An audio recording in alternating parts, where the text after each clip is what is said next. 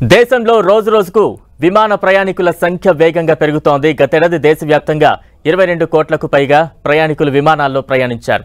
ఈ సంఖ్య వచ్చే ఏడాదికి ఏకంగా 14 నుంచి 16% పెరిగి 25 కోట్లకు పైగా పెరిగే అవకాశం ఉంది. డొమెస్టిక్ విమానాల్లోనే గతేడాది 15 కోట్లకు పైగా ప్యాసింజర్స్ విమానాల్లో ప్రయాణించారు. వచ్చే 5 ఏళ్లలో అంటే 2029 నాటికి విమానాల సంఖ్యతో పాటు ప్రయాణికుల సంఖ్య ఇప్పటితో పోల్చుకుంటే రెట్టింపు అవుతుంది.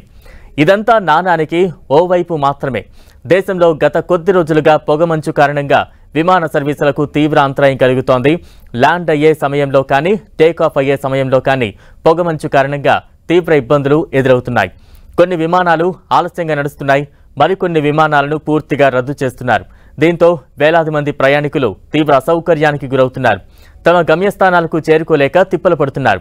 దీంతో ఎయిర్లైన్స్ సిబ్బందికి ప్రయాణికులకు మధ్య ఘర్షణలు జరుగుతున్నాయి.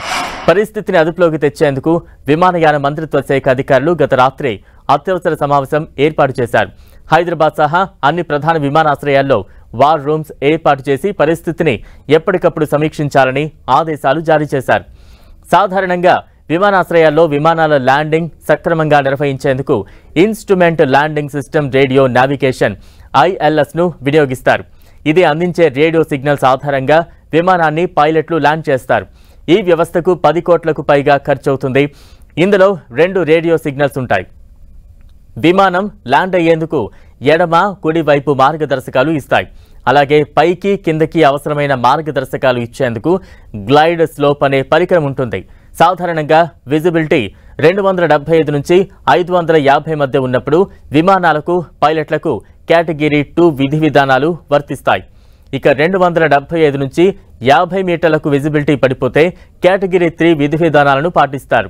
50 మీటర్లకు అటు ఇటుగా విజిబిలిటీ ఉంటే కేటగిరీ 3B సర్టిఫికెట్లు ఉన్న పైలట్లు మాత్రమే ల్యాండ్ చేయాల్సి ఉంటుంది. ఇక 0 విజిబిలిటీ ఉంటే కేటగిరీ 3C విధి విధానాలు పాటిస్తూ ఆటో పైలట్ మోడ్లోనే ల్యాండ్ చేయాల్సి ఉంటుంది. ఈ వ్యవస్థను ప్రస్తుతం న్యూయార్క్లోని JFK ఇంటర్నేషనల్ ఎయిర్పోర్ట్, లండన్లోని హీత్రూ ఎయిర్పోర్ట్లో మాత్రమే వినియోగిస్తున్నారు. ఢిల్లీ ఎయిర్పోర్ట్లో 4 రన్వేలు ఉన్నాయి. వాటిలో 2 మాత్రమే ILS కేటగిరీ 3B ప్రమాణాల ప్రకారం ఉన్నాయి. అయితే వాటిలో కూడా ఒకటి చాలా రోజులుగా నిరుపయోగంలో ఉంది. మరొక రన్వే కూడా కేటగిరీ 1 ప్రమాణాలకు పడిపోయిందని చెబుతున్నారు. విమానాశ్రయం చుట్టుపక్కల జరుగుతున్న నిర్మాణ పనుల కారణంగానే ఇలా జరిగిందని అధికారులు అంటున్నారు. విజిబిలిటీ కనీసం 125 మీటర్లు ఉంటే తప్ప ఈ రన్వేపై విమానాలు ఎగరలేని పరిస్థితి ఏర్పడింది. దీంతో విమానాలు ఎక్కడికక్కడే నిలిచిపోతున్నాయి. కొన్ని విమానాశ్రయాల్లో ILS వ్యవస్థకు ప్రత్యామ్నాయంగా GPS వాడేందుకు ప్రయత్నాలు చేస్తున్నారు. GPS ద్వారా 0 విజిబిలిటీ ఉన్న పరిస్థితుల్లో కూడా పైలట్లు విమానాన్ని ల్యాండ్ చేసే అవకాశం ఉంటుంది. అయితే వాతావరణ ప్రతికూలతల సమయంలో GPS సిగ్నల్స్కు అంతరాయం కలిగే ప్రమాదం ఉంటుంది. అయితే మైక్రోవేవ్ ల్యాండింగ్ సిస్టమ్ చాలా ఖచ్చితంగా పనిచేస్తుంది. కాకపోతే ఈ వ్యవస్థ చాలా ఖర్చుతో కూడుకున్నది.